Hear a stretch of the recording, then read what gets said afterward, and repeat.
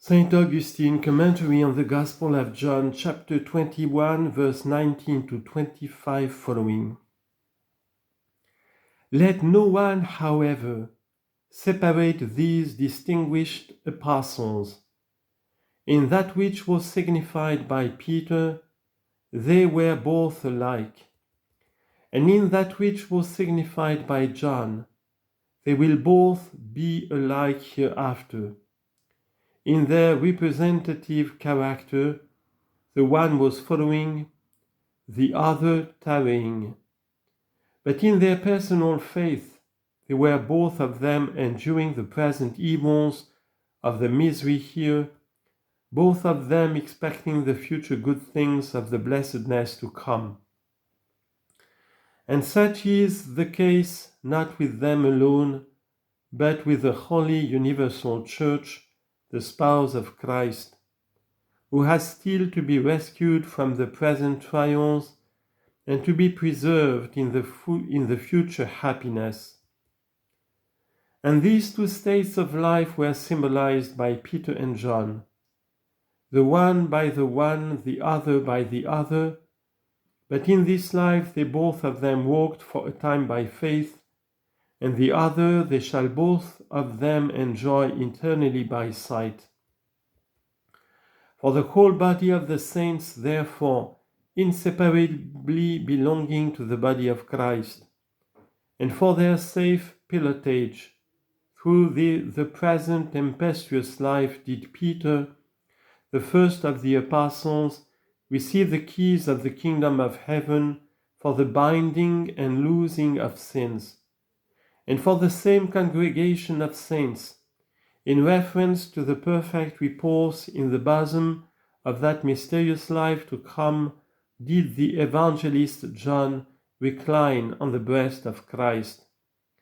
For it is not the former alone, but the whole church, that binds and looses sins, nor did the latter alone drink at the fountain of the Lord's breast, to emit again in preaching of the word in the beginning, God with God, and those other sublime truths regarding the divinity of Christ, and the Trinity, and unity of the whole Godhead, which are to be yet beheld in that kingdom face to face, but meanwhile till the Lord's coming are only to be seen in a mirror and in a riddle. But the Lord has himself diffused this very gospel through the whole world, that every one of his own may drink thereat according to his own individual capacity. There are some who have entertained the idea, and those too who are no contemptible handlers of sacred eloquence, that the Apostle John was more loved by Christ on the ground that he never married a wife and lived in perfect chastity from early boyhood. There is indeed no distinct evidence of this in the canonical scriptures. Nevertheless, it is an idea that contributes not a little to the suitableness of the opinion expressed above, namely, that life was signified by him where there will be no marriage. This is the disciple who testifies of these things and wrote these things, and we know that his testimony is true. And there are also, he adds, many other things which Jesus did, the which, if they should be written, every one, I suppose that even the world itself could not contain the books that should be written. We are not to suppose that, in regard to local space, the world should be unable to contain them, for how could they be written in it if it could not bear them when written?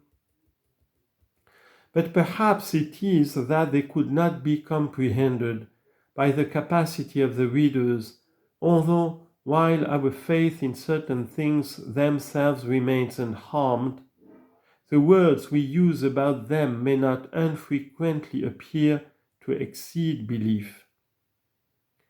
This will not take place when anything that was obscure or dubious is in course of exposition by the setting forth of its ground and reason, but only when that which is clear of itself is either magnified or extenuated, without any real departure from the pathway of the truth to be intimated. For the words may outrun the thing itself that is indicated only in such a way that the will of him that speaks, but without any intention to deceive, may be apparent, so that knowing how far he will be believed, he orally either diminishes or magnifies his subject beyond the limit to which credit will be given. This mode of speaking is called by the Greek name hyperbole, by the masters not only of Greek but also of Latin literature, as they set their mouth against the heavens. Psalm 73 verse 9.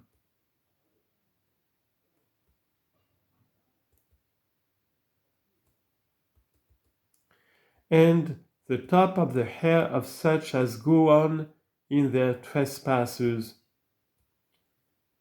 Psalm 68 verse 21. And many others of the same kind, which are no more wanting in the sacred scriptures than other tropes or modes of speaking. Of these I might give a more elaborate discussion, were it not that, as the evangelist here terminates his gospel, I am also compelled to bring my discourse to a close. End of this commentary of St. Augustine on the Gospel of John. May God bless you all.